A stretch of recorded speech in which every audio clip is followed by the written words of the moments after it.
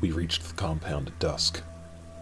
Standing just before the archway between fading light and stretching darkness, Jowler adorned the rusted mechanical shoulder pad he acquired along the trek. We turned away from the lush world we knew and faced the unknown, determined to learn the truth. The moment we stepped forth, the doors closed us in, swallowing the natural landscape whole. It seemed like the tunnel was never ending. We occupied our blind wandering with scarce reassurances. Our dismantled brethren were being uncovered more and more, and all our findings led us here. As each step drew us further out of the darkness, more than Joller's glowing red eyes became visible.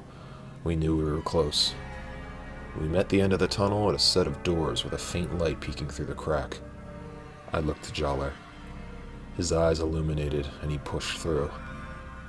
The scene was a gruesome nightmare. We found ourselves standing in some sort of hellish workshop. Strewn around the room were dismembered Toa, crudely mismatched and reformed in macabre design.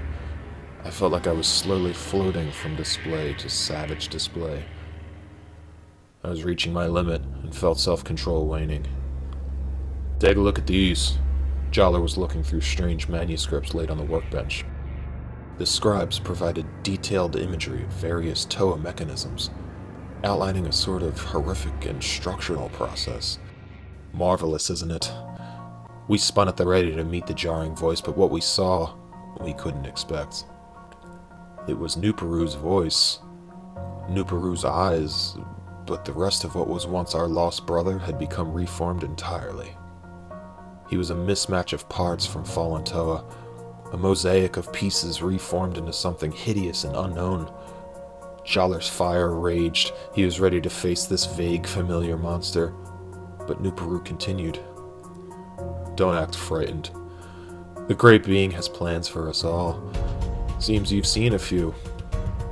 He only wishes to make us stronger, our world more efficient. The spirit of the natural world exists within our metal frames. Why shouldn't the world experience the same? We're looking to streamline its energies, improve on the materials provided for us. That's all the world is out there. Base materials waiting to be configured." At this, Jowler seemed to have had enough. He lunged toward Nuperu and a battle raged, but something was wrong. Stiff, I felt my power leaving my body, and suddenly, we all fell. Our Great Being had abandoned us in pursuit of his own utopia.